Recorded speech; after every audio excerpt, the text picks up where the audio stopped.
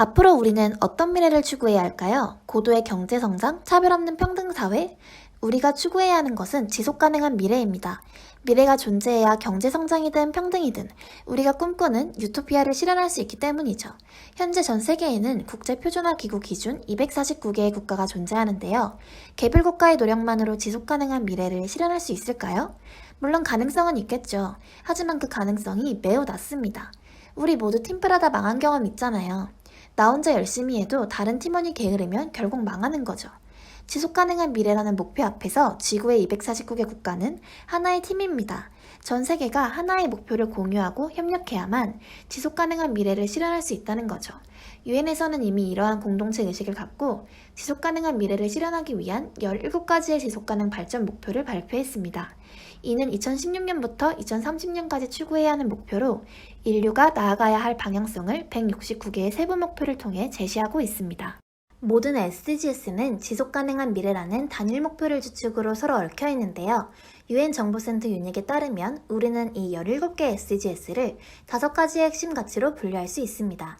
바로 5P라고 부르는 개념인데요. 사람을 의미하는 people, 행성, 즉 지구 자체를 의미하는 planet, 번영을 의미하는 prosperity, 평화를 의미하는 peace, 국제협력을 의미하는 partnership의 앞글자 P를 따 5P라고 부릅니다. 우선 people 영역은 1번부터 5번까지의 SDGs에 해당되는데요. 모든 형태의 빈곤과 기아를 종식하고 존엄과 평등을 보장할 것을 약속합니다.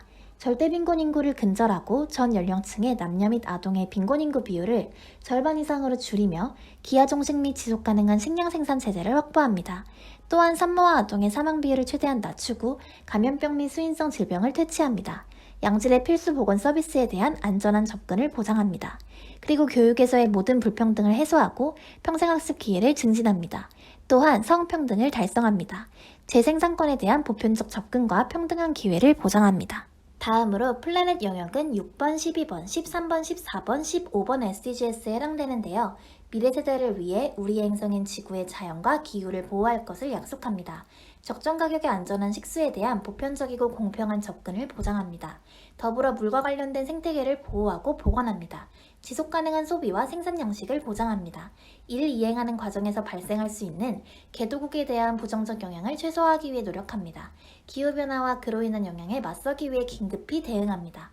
이를 위해 유엔기후변화 협약에 대한 선진국 당사국들의 약속을 이행합니다. 지속가능한 발전을 위해 해양자원을 보장합니다. 육상 생태계를 보호하고 복원합니다. 세 번째로 프로스페리티 영역은 7번부터 11번까지 SDGs에 해당되는데요. 자연과의 조화 속에서 번영을 이룰 것을 약속합니다. 적정 가격에 신뢰할 수 있고 지속가능하며 현대적인 에너지에 대한 접근을 보장합니다. 포용적이고 지속가능한 경제성과 완전하고 생산적인 고용을 보장합니다. 양질의 일자리를 증진하고 아동노동을 근절하며 동일가치 노동에 대한 동일임금을 보장합니다. 회복력 있는 사회기반 시설을 구축합니다. 포용적이고 지속가능한 산업화를 증진합니다. 모든 종류의 불평등을 해소합니다. 국가 간 불평등 해소를 위해 해외 직접 투자를 포함한 공적개발 원조와 자금 거래를 장려합니다. 포용적이고 안전하며 회복력 있고 지속가능한 도시와 주거지를 조성합니다. 네 번째로 피스 영역은 16번 SDGs에 해당되는데요. 평화롭고 정의로우며 포용적인 사회를 조성할 것을 약속합니다. 모두에게 법적 지위를 부여하고 기본적 자유를 보장합니다. 마지막으로 파트너십 영역은 17번 SDGs에 해당되는데요. 견고한 국제적 협력 관계를 통해 전 지구적 의제를 이행할 것을 약속합니다. 선진국은 개도국에 대한 공적개발 원조 규모를 확대합니다. 더불어 개도국을 비롯한 모든 국가의 지속가능 발전 목표 달성을 지원하기 위해 국제협력 관계를 강화합니다. 우리나라는 국제사회의 일원으로서 공동의 목표인 SDGs 달성에 기여하고 국내 문제를 해결하기 위해 한국형 지속가능 발전 목표인 KSDGs를 수립 및 이행하고 있습니다. 공적개발 원조 SDGs 이행을 위한 세부계획에서 계속 등장하는 용어인데요. 어떤 의미가 있을까요?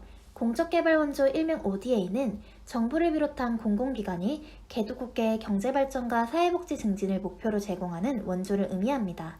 한국은 1960년대부터 원조를 받는 수원국가, 원조를 하는 공여국의 지위를 모두 갖고 있다. 2000년에 경제규모를 인정받아 수원국 리스트에서 제외되면서 현재는 공여국으로서 국제개발 협력에 기여하고 있는데요. 그렇다면 우리는 수원국과 공여국의 관계를 어떻게 바라봐야 할까요?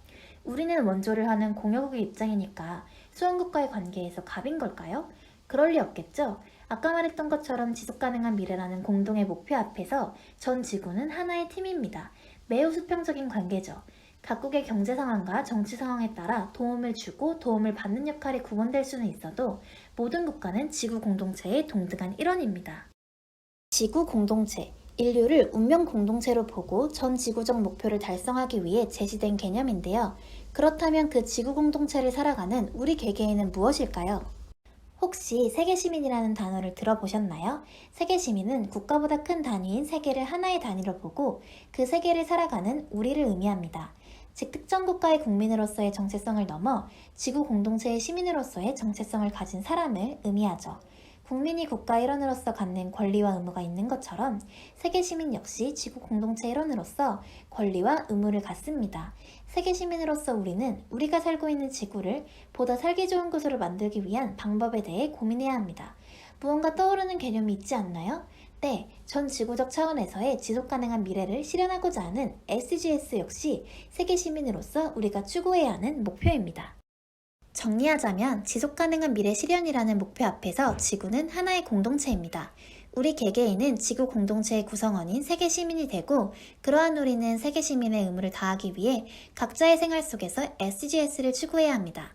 그렇다면 일상 속에서 SGS를 실천할 수 있는 방법에는 어떤 것들이 있을까요? 롭더TV와 함께 SGS에 대해 공부하고 실천하기 위해 노력해봐요.